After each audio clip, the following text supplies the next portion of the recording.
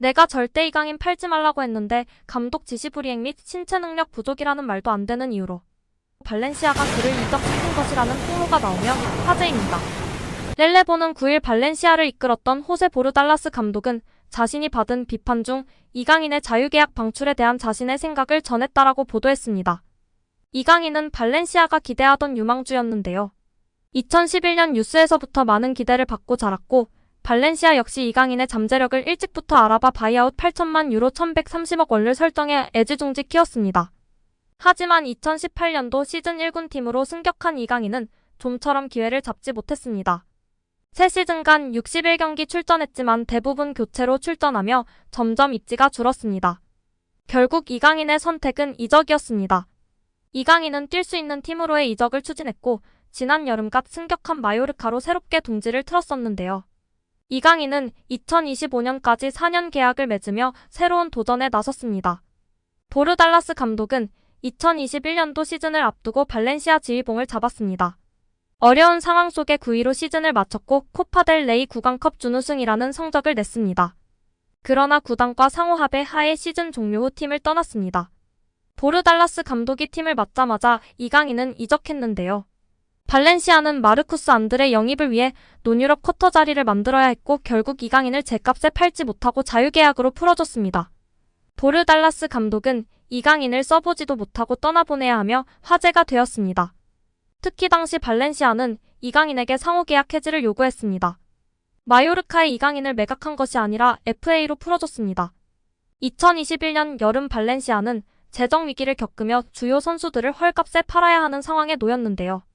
그중 하나가 이강인이었습니다. 당시 이강인도 출전 시간을 원하며 이적을 원했습니다. 특히 발렌시아는 논유럽 쿼터가 필요했습니다. 이강인을 내보낼 수밖에 없었는데요. 결국 발렌시아는 안드레 등록을 위해 이강인과 계약을 해지했습니다. 마요르카가 행운을 맞이했습니다. 이적료 없이 마요르카가 이강인을 영입했습니다. 최고의 유망주였던 이강인을 논유럽 쿼터 자리를 만들기 위해 떠나보냈던 것입니다.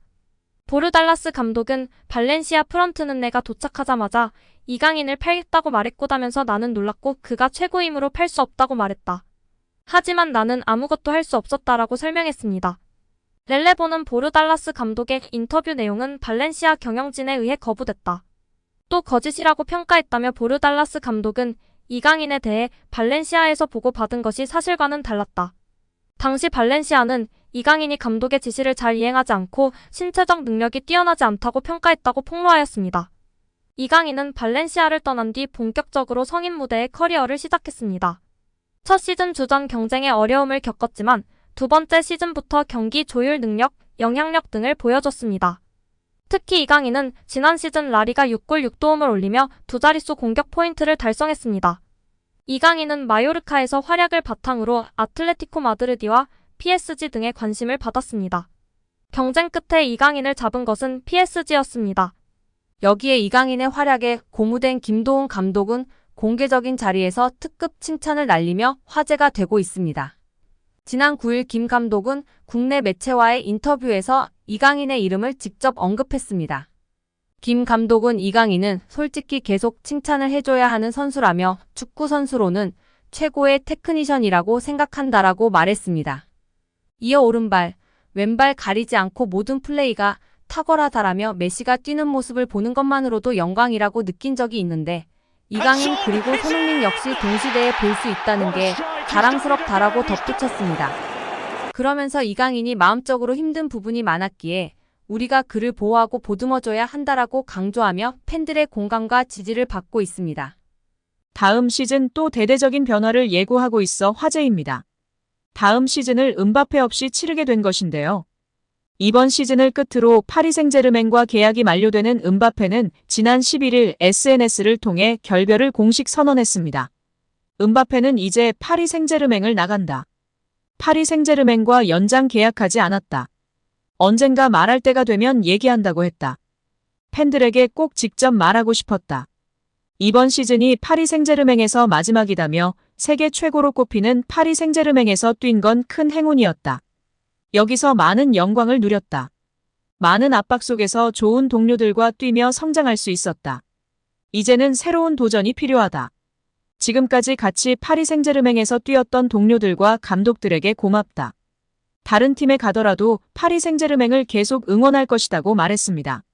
프랑스 매체 레퀴프에 따르면 음바페가 이탈하면서 파리 생제르맹은 2억 유로를 절약할 수 있게 됐고 이 금액은 선수 영입에 투자하기로 했다고 전했습니다.